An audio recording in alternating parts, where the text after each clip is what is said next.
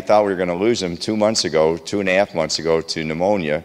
He'd lost 20 pounds, and they made him get up every day and eat. They made him get up and blow this thing to get the pneumonia out of his lungs. And he told me, Jack, if it hadn't been for them, I would have died, because he says, you're so tired, all you want to do is just give up. And they kept him alive, their spirit and their love for him.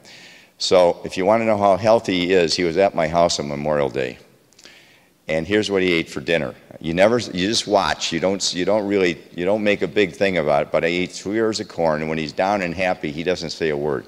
He's gobbling 2 ears of corn, a big plate of pasta. We said, Dad, would you like some ice cream? He had 3 scoops of ice cream, and what do you think he wanted to wash it down with? And he did them both at the same time. Jameson Irish whiskey on the rocks. I was sick watching him. I don't have a stomach that could handle something like that. But he's sipping Irish whiskey and eating ice cream, and I'm saying he's got to be really healthy.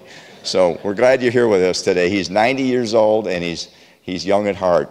So thanks, Dad, for being a great father for us and a great example of entrepreneurship.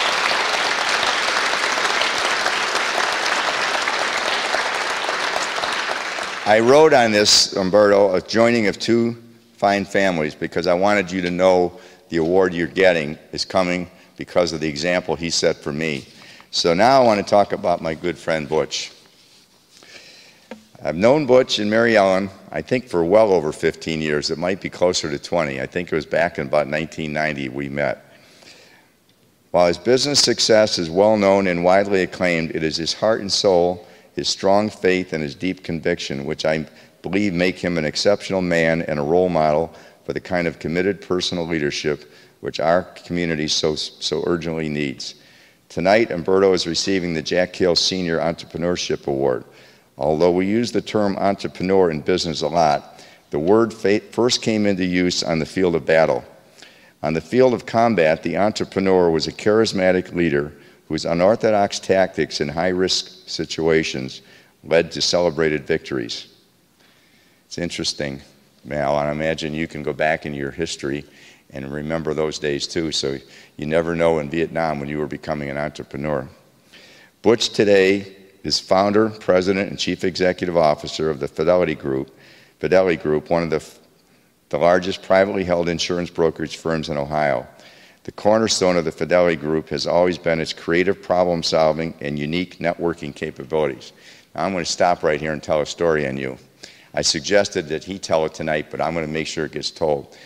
He tells stories, and the best stories he tells are on himself. So I'm going to try to represent him because I love this guy.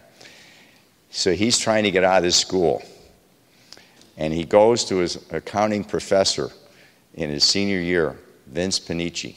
And he says, Vince, he's been selling insurance already for a couple of years in college. He's already started the insurance business.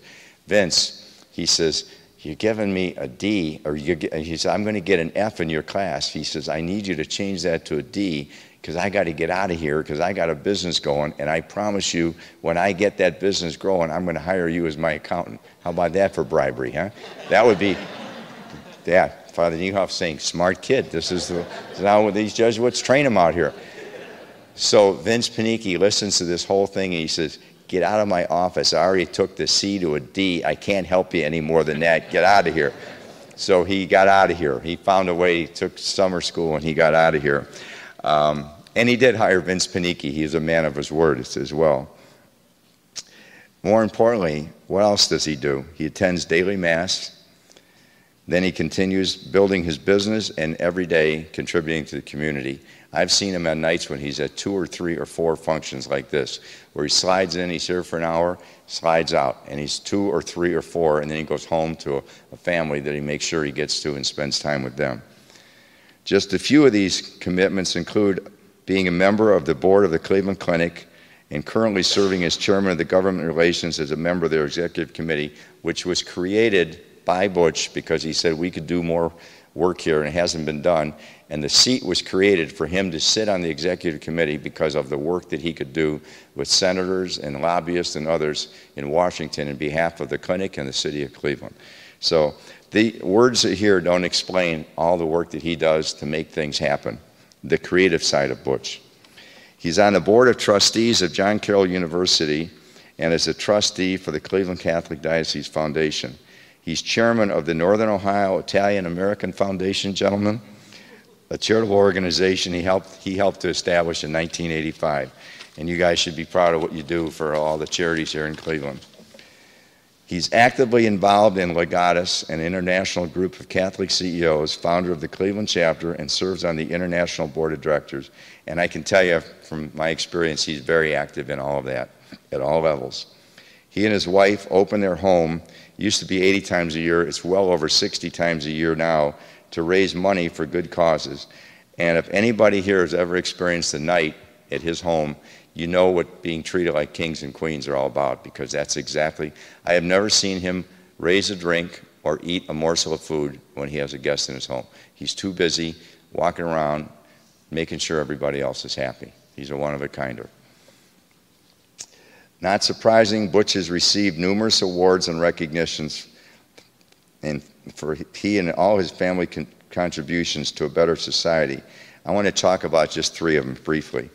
First of all, he was recognized right here in this school, in spite of Vince Panici, as one of the finest 50 people to graduate from the business school, and he should be.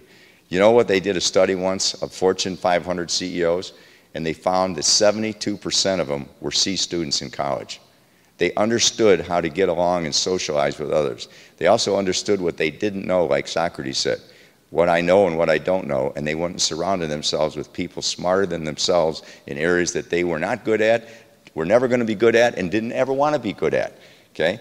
So one of us is a marketing guy, one of us is maybe a technician, but you can't be everything. And C students seem to understand that better than the A students and sometimes the B students. Pretty amazing, isn't it, that 72% of the Fortune 500 CEOs were C students. I was a C student, that's why I'm making that point. I got A's and B's when I wanted to, and I played pinochle and pool over in that student union when I wanted to. In 1988, he became a Knight of the Holy Sepulchre of Jerusalem, administered by the Holy See in Rome, which I know to Butch is a very important thing in his life, and it should be. And he's also, and I've been there for my friend Tom Conklin to receive this medal, the Ellis Island Medal. Can you imagine the pride your father had and your mother the night you accepted that award, that they came here as immigrants through Ellis Island, and here you are back with your family accepting the Ellis Island Award? What a beautiful night that must have been for your whole family. And that's why I think it's important that in the second generation you can celebrate the entrepreneurship of Umberto here tonight. So, let me finish this. I'm doing this without using my cheaters, by the way. I'm pretty proud. Sherry made this pretty big, so I'm only missing a couple words. A fitting conclusion to my remarks tonight come from Ralph Waldo Emerson. That man is a success who has lived well, laughed often, and loved much, who has gained the respect of intelligent men and the love of children, who has filled his niche and his accomplishment, his task, who leaves the world better than he found it, whether by an improved poppy, a perfect poem, or a rescued soul, who never lacked appreciation for the earth's beauty or failed to express it. Pretty neat stuff, isn't it? Who looked for the best in others and gave the best he had. So, ladies and gentlemen, enthusiastic, imaginative entrepreneur, champion of many good causes, and in all ways of success, please welcome Umberto Fidelity to receive the Jack Kill Senior Entrepreneurship Award.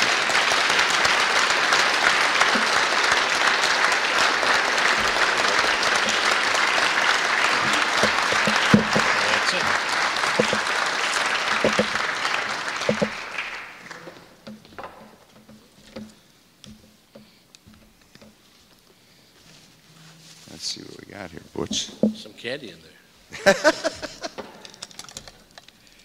And it says, Jack Cale Senior Award for Creative Leadership presented to Umberto Fidelity, Discipline, Courage, and Integrity. You don't realize how many times I'm older than you, but in many ways you've become a role model. So, Dad, you present this to him, okay? Yeah, it's my pleasure to present this to you. You're a very deserving recipient, really you are. Thank you, Mr. Cale. You're a credit to the community. You always have been. Thank you, sir. My pleasure. Thank you. From the Irish to the